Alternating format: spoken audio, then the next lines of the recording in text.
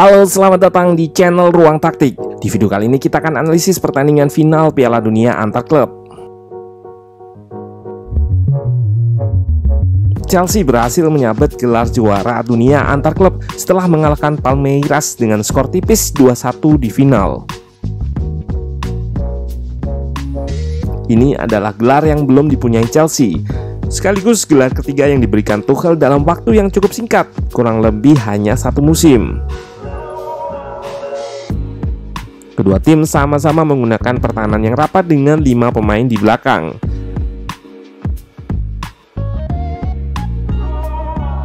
Di situasi tertentu, Palmeiras bahkan sampai 6 pemain di belakang.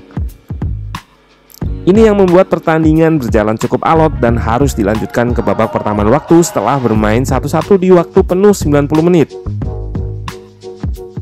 Nah, penasaran dengan jalannya pertandingan dari sisi taktikal? Let's go, kita bahas sama-sama.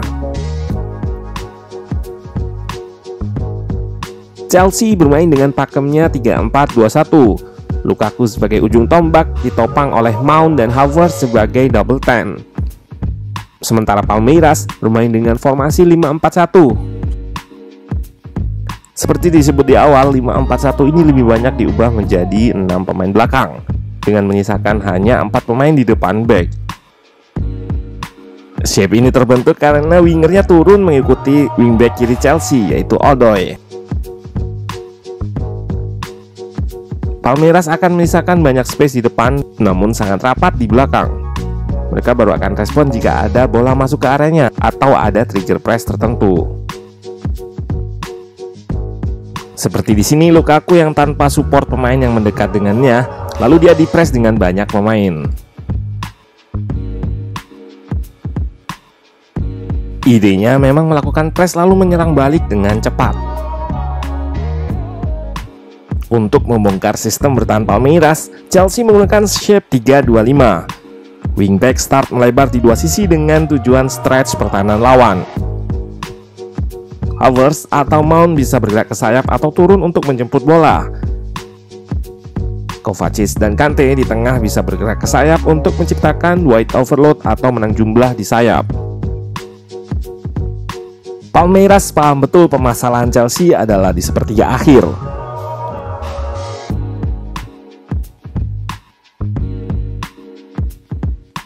Sulit bagi pemain-pemain The Blues untuk bermain di area yang sempit karena pertahanan rapat Palmeiras.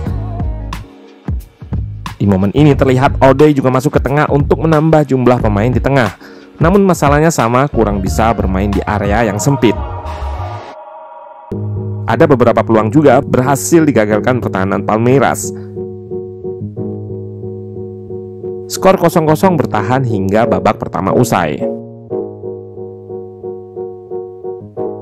Taktik yang terlihat cukup mencolok di babak kedua Chelsea adalah wide overload atau gelandang yang bergerak ke sayap untuk menciptakan menang jumlah. Kovacic akan bergerak ke sayap lalu disusul Havertz sehingga tercipta situasi menang jumlah dengan Odoi yang memang posisinya di sayap. Lalu satu pemain sayap yang membentuk 6 back Palmeiras naik untuk press. Contoh lain dengan angle yang lebih jelas.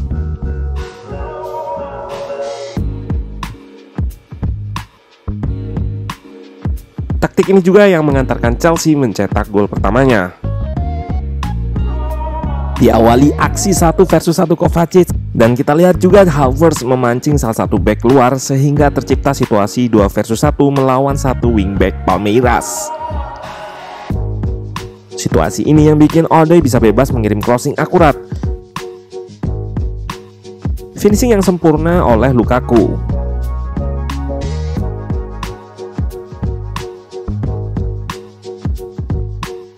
Palmeiras menyerang dengan direct ball ke depan yang sebelumnya melakukan invite press terlebih dahulu untuk membuka ruang antar lini. Terlihat Palmeiras mengincar second ball atau bola pantul untuk diubah menjadi serangan berbahaya. Serangan ini berujung throw-in yang membawa klub asal Brasil tersebut mendapatkan penalti.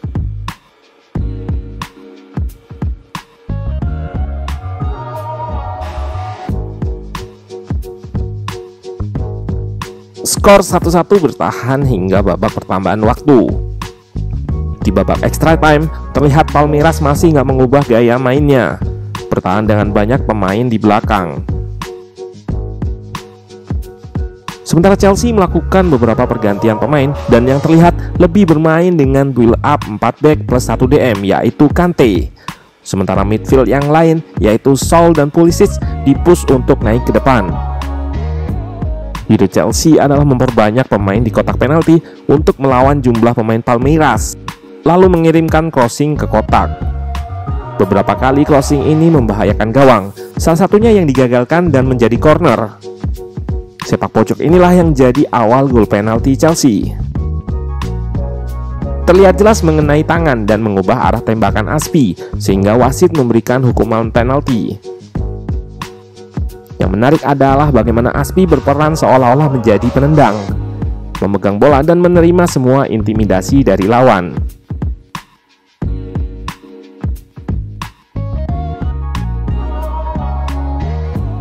Intimidasi ini memang kerap dilakukan Palmeiras dan beberapa tim lain.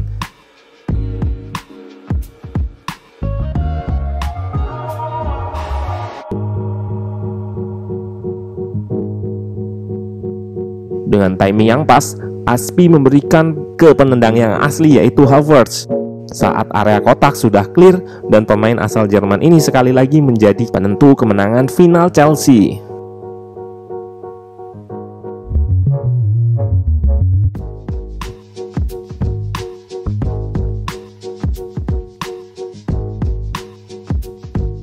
Gelar ini menunjukkan kualitas Tuchel dalam meramu tim disesuaikan dengan pemain yang ada. Chelsea memenangkan gelar lagi dengan menggunakan taktik 3 back. Formasi ini nggak diganti oleh formasi lain yang nggak sebalance atau seseimbang taktik 3 back Chelsea dalam bertahan maupun menyerang. Hal ini tentunya terbantu juga dengan rule wide center back yang digunakan Tuchel.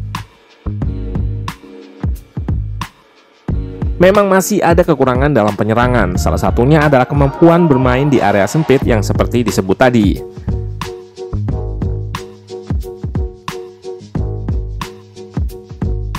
Namun Chelsea masih bisa mengatasi hal ini setidaknya untuk final ini.